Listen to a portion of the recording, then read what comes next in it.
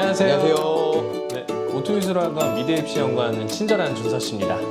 안녕하세요. 역사 에이스 박윤선입니다. 지금 저희 뒤쪽 건물이 새로 지어지고 있어서 조금 소음이나 잡음이 많은 상태이거든요. 그런 부분 좀 양해 부탁드리고요. 그리고 또 마찬가지로 지금 옆 교실에서 아이들이 특강 수업을 진행 중입니다. 그래서 연필 깎는 소리나 이런 것들이 들릴 수 있는데 그런 부분들은 이제 영상 시청하시는 구독자분들께서 조금만 양해해 주시면 좋을 것 같습니다. 선생님 오늘 이렇게 자리해 주셨는데요. 선생님 간단한 소개 좀 부탁드릴게요.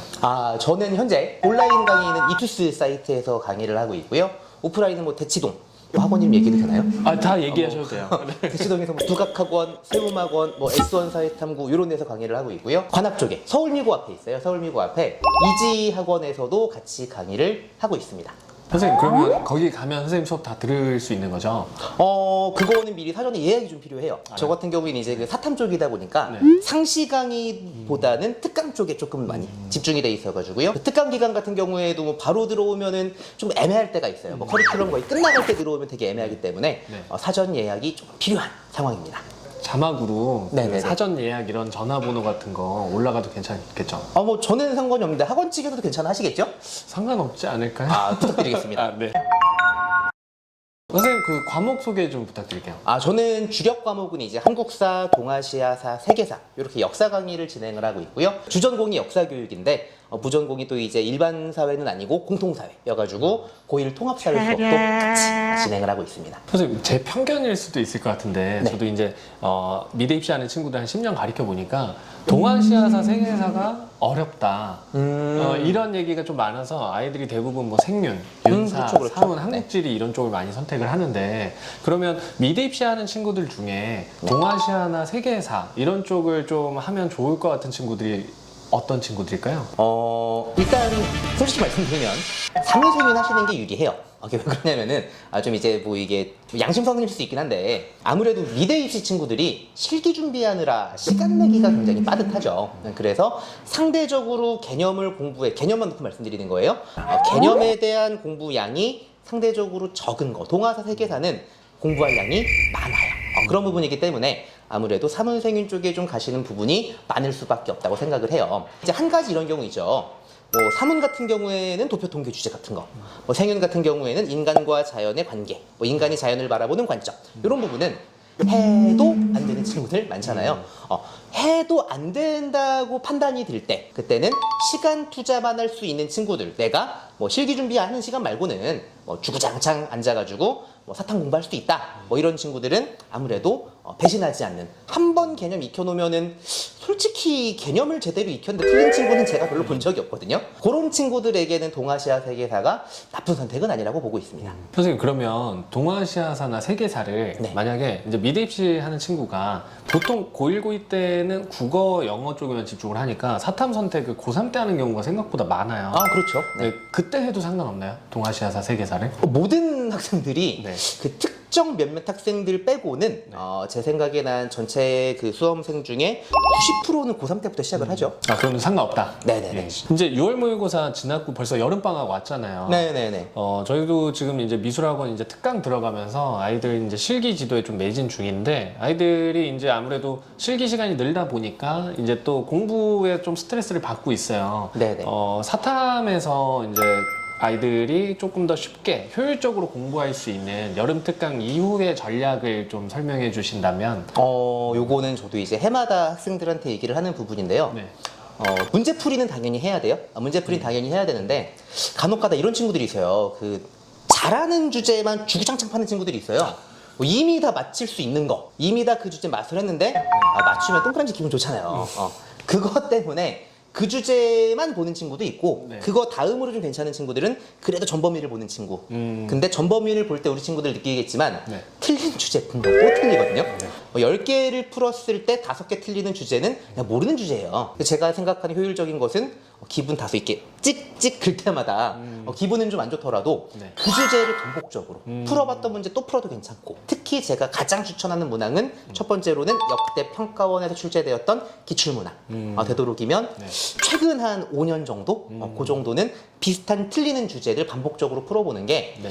괜찮을 것 같습니다. 선생님, 저희 미대 입시 쪽에서는 저희가 이제 대학을 지원을 할 때 네. 국어, 영어, 탐구 이 과목들이 이제 평가 지표가 되는데 그렇죠.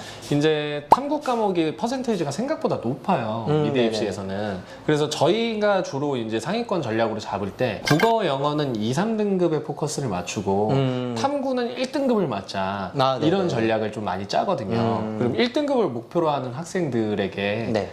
해주실 이야기가 또 있을까요? 열심히 하세요.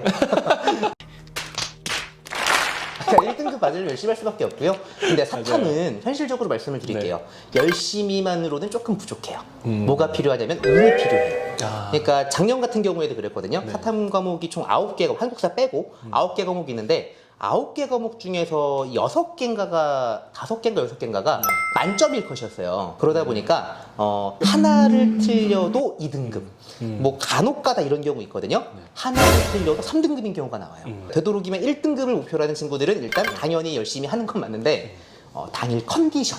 한 일주일 전부터 컨디션 조절 잘해야지 당일에 운이 없는 경우, 실수로 틀리는 경우를 최대한 줄일 수 있다고 생각을 하고 있고요. 네. 그리고 나서 이제 혹시라도 2등급이라도 받겠다 이런 친구들은 네. 좀 이런 표현 좀 애매하긴 하지만 틀려도 3점짜리 말고 2점짜리 이렇게 말씀을 드리고 싶습니다. 그러면 선생님이 이렇게 미대 입시하는 친구들 이렇게 지도를 이렇게 해보시잖아요. 네네. 그러면 이 친구들이 항상 고민인 게 실기와 학과의 어떤 밸런스를 잡기 위해서 되게 고민을 많이 하고 스트레스를 거기서 또 많이 받아요. 그렇죠. 네, 그러면 이제 사탐을 지도해 주시면서 실기적인 시간과 공부적인 시간이 어떻게 분배되는 게 좀 이상적이라고 생각하세요? 저는 시간 분배는 생각해 본 적이 없어요. 아, 시간 시간 분배는 분배는요? 생각해 없고 일단 당연히 둘 다 매일 해야 된다고 생각을 해요. 네. 다만 이제 학생들만의 편차가 있을 거잖아요. 네, 네. 실기를 좀 더 자신 있어 하는 친구가 있을 거고 실기는 조금 자신이 없는데 뭐 수능에서는 승부를 보겠다. 이런 친구가 좀 나뉠 것 같아요. 네, 네, 맞아요. 만약에 본인이 지금 실기가 조금 자신이 있고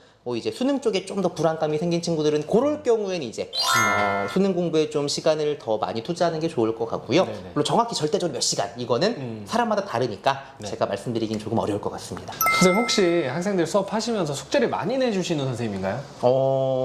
제가 다른 선생님들 숙제를 얼마나 내주시는지 모르겠어요. 솔직히 말씀드리면 저는 이제 뭐 마이웨이까지는 아니더라도 네. 제 강의에 집중하는 사람이고 다른 분들이 어떻게 하는지 잘 몰라서 네. 저는 아까 잠깐 지나가듯이 우리 친구들 필요한 거 약점 주제 같은 거는 기출부터 풀어보라고 말씀을 드렸잖아요. 네. 저는 일단 뭐 문제풀이 교재 같은 경우에는 당연히 문제풀이 교재 안에 들어가 있는 문제들은 다 풀어와야 돼요. 근데 제가 생각해 봤을 때 한 회당 한 50문항 정도 될 것 같고요. 네네. 거기에 추가적으로 내주는 숙제가 이제 지금 아까 말씀드렸던 주제별 평가원 기출. 그래서 그게 또 이제 5년치 정도 되면은 대략 한 주제 보통 제가 한 주에 3강씩 정도를 진행을 하니까 네. 그것도 한 50문제. 일주일에 100문제 정도 맥시멈 될 것 같긴 하거든요. 일주일에 100문제면은 뭐좀 숙달된 친구들은 1시간 안에 다 풀어요. 네. 그리고 조금 늦는 친구들이라고 하더라도 2시간 안에 다 풀거든요. 그래서 이제 보통 20문항 풀 때 우리가 수능 시간이 시험 30분이 있잖아요. 거기 맞춰가지고 풀어내야 된다는 생각으로 숙제를 시간을 분배하면 되기 때문에 일주일에 2시간이 숙제를 할 때 시간으로 그렇게 많이 드나? 라는 생각은 들지 않네요. 네, 그럼 선생님이 보시기에 2022년 수능에 대해서 탐구 영역에 대해서 어떻게 전망을 예상을 하시나요? 해마다 1등급 컷은 사실상 50점이었어요. 그러니까 이게 6월 평가원이랑 조금 다른 게 네. 6월 평가원 같은 경우에는 톡 까놓고 가슴에 손으로 생각해 보세요. 내가 사탐 공부를 하고 시험을 보러 갔는가? 거의 없잖아요. 그래서 6평 같은 경우에는 1등급 컷이 되게 낮은 편이에요. 보통 뭐 40점대 초반인 경우도 가끔 가다 있을 정도니까 네네. 뭐 2등급, 40점만 넘어도 2등급인 과목이 있을 정도니까 수능 같은 경우에는 상황이 전혀 다르거든요. 수능 같은 경우에는 이미 공부가 완성된 상황에서 시험을 푸는 친구들이 거의 압도적인 비율을 많다고 보시면 돼요. 그래서 작년도 그렇고 재작년도 그렇고 그 전년도도 그렇고 9개 수능 사탐 과목 중에서 보통 네. 절반 가까이는 적어도 50점 만점이 1컷이다. 이런 생각을 가지고 해야 될 것 같고요. 네. 그거는 다시 얘기했을 때 열심히 공부하세요. 만점 받아야 됩니다. 그리고 이제 또 아까도 잠깐 얘기했지만 운빨 얘기했었잖아요. 네네. 간혹 가다가 내가 선택한 과목이 45.1컷이 나올 때가 있어요. 그럴 땐 개이득이죠. 그걸 누가 맞추겠습니까, 근데. 심지어 이런 경우. 한 3, 4년 전에 뭐 경제 과목 같은 경우에는 네. 아는 친구는 아시겠지만 경제 과목이 공부하기 되게 빡센 과목 중에 하나예요. 그 과목에서 만점 전체 비중이 10%가 넘어가는 바람에 하나만 틀려 2점짜리 틀려 3등급으로 떨어지는 경우가 있을 정도로 네, 했거든요. 맞아요. 네. 그래서 그거 같은 경우에는 솔직히 말씀드리면 운빨. 자기가 선택한 과목이 제발 좀 어렵게 나와라. 만점일 것이 아니길 바란다. 근데 이 말밖에 할 수가 없어요. 거의 절반 정도가 50점일 것이다 보니. 저희 채널이 이제 1000명 구독자를 앞두고 있어요. 네, 되게 많이 빨리 성장을 해줘서 이렇게까지 왔고, 구독하시는 분의 상당수가 아무래도 다 미술 관련된 학부모님이나 그쵸. 학생들일 것 같은데, 저희 유튜브 구독자분들에게 어떤 당부 말이나 어떤 해주시고 싶은 말이 있다면 한마디 좀 부탁드립니다. 그 전에 좀 볼게요. 네. 1000명 넘으면 이벤트 하시는 거예요? 이벤트요? 네. 이벤트요? 이벤트 하신대요. 갑자기 머리가. 이벤트 하시는 걸로. 네. 그럼 우리 친구들 1000명이 넘는 이벤트를 곧 진행하실 거니까 그 이벤트 기간 맞춰가지고 응모 잘해주시길 부탁드릴 거고요. 실기 같은 경우에는 저는 이제 사탐 강사다 보니까 정확히 모르겠지만 스트레스 진짜 많이 받을 거예요. 거기에 실기 스트레스도 그렇게 많이 받는데 공부 스트레스까지 같이 받을 거거든요. 되게 유치한 말, 라떼이스 말. 라떼 되게 유행했던 말인데 피할 수 없으면 즐겨라. 즐기지 못하면 그냥 하세요. 저는 이 말씀을 드리고 싶습니다. 안 하면 어떡할 거예요? 해야지. 여기까지입니다. 이번 영상은 저희 사탐 박윤석 선생님 모시고 미대 입시를 하는 학생들에게 조금이라도 공부적으로 도움이 될 수 있는 말들이 많이 나올 것 같아서 이렇게 어려운 자리를 모셔서 이렇게 이야기를 전달드렸습니다. 네, 다음 영상에서는 조금 더 유익하고 좋은 영상을 제작해서 올릴 테니까요. 구독과 좋아요 항상 눌러주시고요. 지금까지 역사 에이스 박윤석이었습니다. 감사합니다. 저는 수능 끝나면 애들과 연락을 끊습니다. 그래요? 선생님 저 이번에 만점 받았어요. 잘했어. 축하해. 대학생활 잘해. 그러고 끝내거든요. 간혹 가다가 조교 필요할 때 연락한 적은 있어도 네. 조교로 불렀는데 성적표 갖고 오라는 게 아니잖아요.